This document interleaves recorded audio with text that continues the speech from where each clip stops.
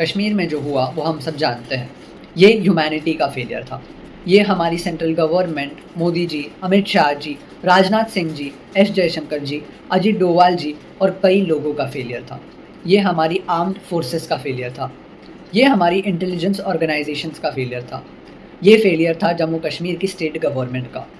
मैं कुछ सवाल पूछना चाहूँगा। बॉर्डर से टेररिस्ट पहलगाम की उस वैली तक कैसे पहुँचे? कोविड में हमारे जवानों की भर्ती को क्यों रोका गया था? क्या ये जो हुआ वो वक्फ बोर्ड बिल के रिटेलिएशन में था, या फिर एक थियोरी के हिसाब से इसके पीछे चाइना का कोई हिडन मोटिव था? इन सवालों के जवाब आने में कई साल लग जाएंगे। कमेंट्स में आप इनके जवाब बहुत जल्दी देंगे। मुझे बहुत हेट मिल सकता है क्योंकि मैंने जो आर्मी, इंटेलिजेंस सर्विसेज और गवर्नमेंट के बारे में कहा, बट सवाल पूछना ज़रूरी है। अगर ये वीडियो भी बाकी वीडियोस की तरह बस टेररिस्ट को क्रिटिसाइज़ करेगा तो उससे कुछ नहीं होगा, क्योंकि हमारी आवाज़ उन टेररिस्ट तक नहीं पहुंचेगी। हमारी आवाज़ पाकिस्तान की सरकार तक नहीं पहुंचेगी। हमारी ये आवाज़ पाकिस्तान के आर्मी तक भी नहीं पहुंचेगी। और हमारी ये आवाज़ पाकिस्तान की जनता तक पहुंचना भी बहुत रेयर है। इसलिए जिस देश में मैं रहता हूँ वहाँ के लोगों से मैं पूछना चाह रहा हूँ। उरी के हमले के बाद जो हमने सर्जिकल स्ट्राइक की थी वो बहुत ही ज़रूरी थी। पुलवामा के हमले के बाद जो हमने स्ट्राइक की थी वो भी बहुत ज़रूरी थी। इस हमले के बाद भी हमें बहुत स्ट्रॉन्ग एक्शन लेने की ज़रूरत है, लेकिन वो एक्शन क्या होना चाहिए ये बहुत ज़्यादा मैटर करता है। इस सिचुएशन में हमें यूएसए और रशिया, जो दो अलग अलग फ्रंट से आते हैं, उन दोनों कंट्रीज से हमें सपोर्ट मिला है। साथ ही साथ चाइना ने भी इस इशू को एड्रेस किया है। इसराइल, इटाली और बहुत सी कंट्रीज से हमें सपोर्ट मिला है। भारत के भी हर सेक्शन से इस मुद्दे के खिलाफ आवाज़ उठी है। तो क्या एक्शन लेना चाहिए हमारी सरकार को? सरकार के पास इसके लिए बहुत से एक्सपर्ट्स हैं, तो मुझे या फिर और किसी को सरकार को ये बताने की ज़रूरत नहीं है। मैं बस जनता को मेरे ओपिनियंस बताने आया हूँ। इंडियन गवर्नमेंट के जो 5 स्टेप्स थे वो अच्छे थे, लेकिन अब आगे बात करते हैं। कुछ लोग कह रहे हैं कि पानी तो रोक दिया, अब नेवल ब्लॉकेड करके रिसोर्सेज भी रोक दो। अब मुझे समझ नहीं आ रहा कि मैं इसका जवाब एज ए नेशनलिस्ट दूँ या एज ए ह्यूमैनिटेरियन। चलिए मैं मान लेता हूँ कि रिसोर्सेज रोक दिए जाते हैं, लेकिन उसके बाद क्या होगा? पहलगाम में जो टारगेटेड किलिंग्स हुई है, जिसमें 23 से ज़्यादा हिंदू टूरिस्ट, 2 फॉरेन नेशनल्स और 1 कश्मीरी मुसलमान की डेथ हुई है, ऐसा कहा जा रहा है। उन्हें पाकिस्तान की आम जनता ने नहीं मारा है, उन्हें मारा है पाकिस्तान के पावरफुल लोगों ने। लश्कर ए तोयबा, जो वहाँ की एक टेररिस्ट ऑर्गेनाइजेशन है, उसका जो एक सब ऑर्गेनाइजेशन है TRF यानी कि द रेजिस्टेंट फ्रंट, उसने इस अटैक की जिम्मेदारी ली है। कश्मीर में पहले जो अटैक्स हुए हैं, इंडिया में जो हुए हैं, वो जैश ए मोहम्मद, जो वहाँ की एक और टेररिस्ट ऑर्गेनाइजेशन है, उन्होंने करवाए थे। इन चीज़ों को करवाने में हो सकता है कि पाकिस्तान की आर्मी ने उनका साथ दिया हो सकता है कि पाकिस्तान की सरकार उनका साथ देती हो, लेकिन इसमें पाकिस्तान की जनता का कितना हाथ है इसके बारे में कुछ कह नहीं सकते। अगर बहुत ज़्यादा दिनों तक वो रिसोर्सेस रोक दिए गए तो वहाँ के बड़े लोग और अमीर लोगों पर कुछ फ़र्क नहीं पड़ेगा। वो पैसे दे के कहीं से भी खरीद लेंगे, मैनेज कर लेंगे, और वहाँ की आर्मी और गवर्नमेंट इंश्योर करेगी कि टेररिस्ट को भी रिसोर्सेज कम ना पड़े, और अगर कम पड़ रहे होंगे तो वहाँ के टेररिस्ट उनके कौम के भी सगे नहीं हैं, वो उन्हीं को लूट लेंगे। फ़र्क पड़ेगा तो आम लोगों को। एक 15 डेज़ का नेवल ब्लॉकेड लॉजिकल आंसर हो सकता है, लेकिन उससे ज़्यादा का टेंशन्स क्रिएट कर सकता है। अब लोग कहेंगे हम क्या डरते हैं टेंशन से, ये न्यूक्लियर बॉम्ब के दिवाली के लिए रखे हैं। थोड़ी लॉजिकल बातें कीजिए ताकि हम सेम लाइन पे आ जाए और फिर इस वीडियो को आगे देखिए। लोग ये भी कह सकते हैं कि नुकसान तो अभी भी हो रहा है बलूचिस्तान के लोगों का, और पाकिस्तान की तो वैसे भी हालत ख़राब ही है। बद से चीज़ें बदतर होने में डिफरेंस होता है। कुछ लोग बोल रहे हैं कि एक काम करते हैं, बलूचिस्तान को फ्री कर देते हैं और इंडिया का पार्ट बना लेते हैं। मैं आप लोगों को कुछ चीज़ें याद दिलाना चाहूँगा। यूएसए ने अफगानिस्तान में मुजाहिदीन बनाया सोवियत यूनियन को टैकल करने के लिए, जो आगे जाके तालिबान बना, और यूएसए के लिए ही उसने प्रॉब्लम्स क्रिएट की। इंदिरा गांधी ने पंजाब में अकाली दल को टैकल करने के लिए भिंडरवाले को सपोर्ट किया था, जो बाद में जाके इंदिरा गांधी के लिए प्रॉब्लम बना। तो याद रखिएगा, अगर हम बलूचिस्तान को सोचते भी है भारत के साथ जोड़ना, तो आगे जाके वो हमारे लिए क्या प्रॉब्लम्स क्रिएट कर सकता है। कुछ लोग बोलते हैं कि एक फुल स्केल वॉर करते हैं। मैं इंडिया के हर आदमी की केयर करता हूँ। सरहद पे गया हुआ जवान भी इसी मोटिव से गया है कि कुछ ऐसी दुर्घटना हो जाती है तो वो खुशी खुशी उसके प्राण न्यौछावर कर देगा, लेकिन हमें उनकी भी चिंता करनी चाहिए। लास्ट मोमेंट तक ऐसी सिचुएशंस को अवॉइड करना चाहिए। एक नेवी ब्लॉकेड किस तरह से होना चाहिए, मैं उसका सजेशन देना चाहूँगा। नेवी ब्लॉकेड करते वक्त ये ध्यान में रखा जाए कि फर्स्ट डे पे ही पाकिस्तान को एक लिस्ट दी जाए टेररिस्ट की, जो इंडिया की इंटेलिजेंस ऑर्गेनाइजेशन तैयार करेगी, और उनकी डिमांड की जाएगी पाकिस्तान से। अगर एक लिमिटेड टाइम के बाद पाकिस्तान उन्हें हमें हैंड ओवर कर देता है तो नेवी ब्लॉकेड को हटा दिया जाए, और अगर नहीं करता है तो कुछ और एक्शंस लिए जाए। इंडस वाटर ट्रीटी का इमीडिएट इफेक्ट बहुत छोटा होगा। इसका मेजर इफेक्ट होगा कुछ सालों बाद जब और डैम्स इंडिया कंस्ट्रक्ट करेगा। इसीलिए इसे मास्टर स्ट्रोक तो नहीं कह सकते। जिन लोगों को अखंड हिंदुस्तान चाहिए, यानी कि बांग्लादेश और पाकिस्तान भी मिल जाए, मैं उन्हें कुछ कहना चाहूँगा।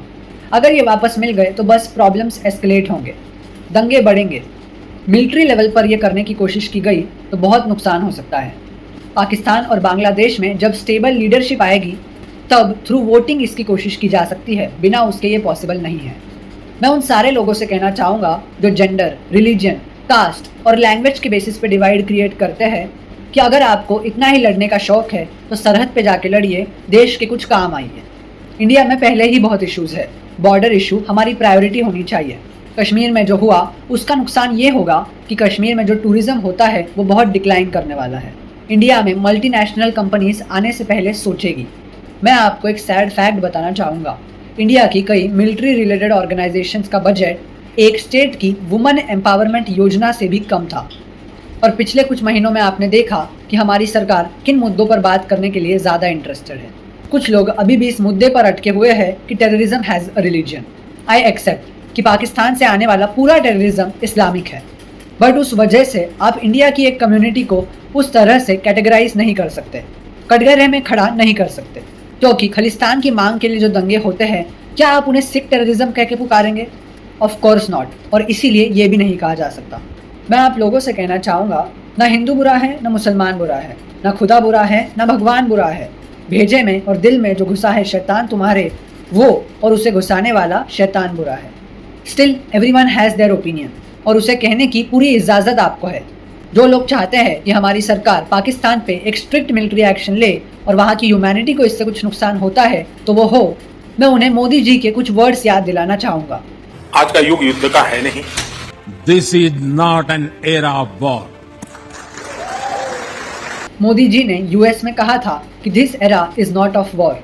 मोदी जी ने बिहार में जो स्पीच दी, उन्होंने वर्ल्ड को एक मैसेज दिया है और उन्होंने क्लियर कट कहा है कि वो टेररिस्ट के खिलाफ एक्शन लेंगे, ना कि पाकिस्तान के जनता के खिलाफ। India will identify, track and punish every terrorist and their backers. इस सिचुएशन में मुझे लगता है कि पाकिस्तान ऑक्यूपाइड कश्मीर में कुछ एक्शन लेना और हमारे पार्ट ऑफ जम्मू कश्मीर में कुछ एक्शन लेना लॉजिकल है। पहले जो हमारे देश का हिस्सा है पाकिस्तान ऑक्यूपाइड कश्मीर, हम उसे वापस ले और वहाँ पे स्टेबिलिटी लाए। बांग्लादेश में जो हुआ, पाकिस्तान जो चीज़ें करता रहता है और रिसेंटली जो हुआ, उसे अच्छे से समझने की ज़रूरत है और एक्शंस लेने की ज़रूरत है। कैलकुलेटेड एक्शंस जिससे इंडिया को मेजर इफेक्ट ना हो और ना ही वर्ल्ड में एक गलत मैसेज जाए। जिन लोगों को मुझसे शिकायत है कि मैंने पाकिस्तान के खिलाफ तो कुछ बोला ही नहीं, टेररिस्ट के खिलाफ तो कुछ बोला ही नहीं, मैं आपसे माफ़ी मांगना चाहूँगा। मैं लॉजिकल बातें करने की कोशिश करता हूँ। इनके बारे में मेरे बोलने से ज़्यादा कुछ फ़र्क नहीं पड़ेगा, इसीलिए मैं काम की बात करने पे फोकस करता हूँ।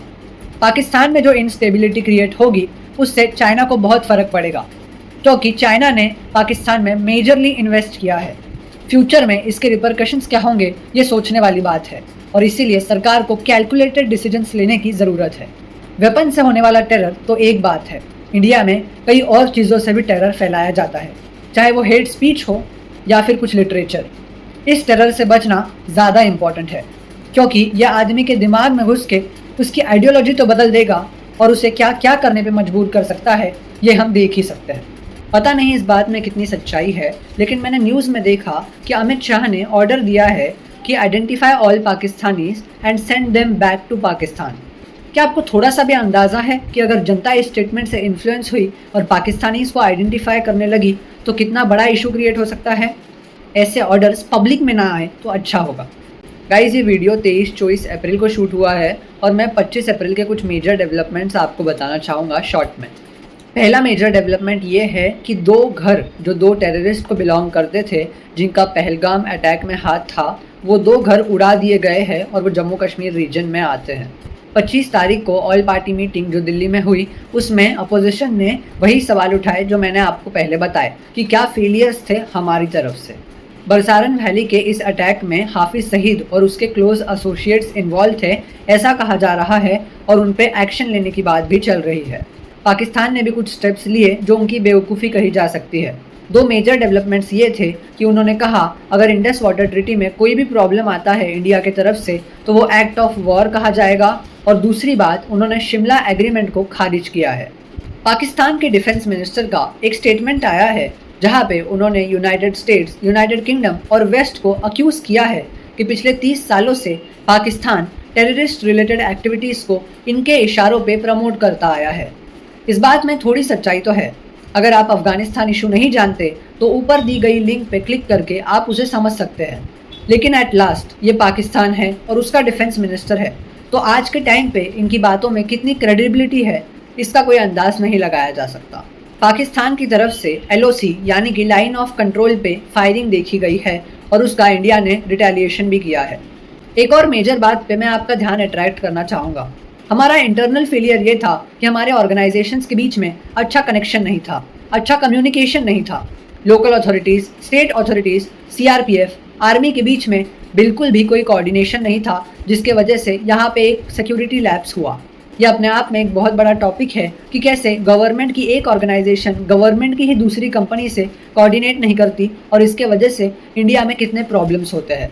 इस पे किसी और वीडियो में हम ज़रूर बात करेंगे। मैं आपके साथ मेरी एक पर्सनल कहानी शेयर करना चाहता हूँ। मैं बहुत साल पहले जब कश्मीर में गया था तो जिस दिन मैं लाल चौक पहुँचा वो बहुत सेंसिटिव एरिया था, और जिस दिन मैं पहुँचा था उसी दिन वहाँ पर सुबह फायरिंग हुई थी।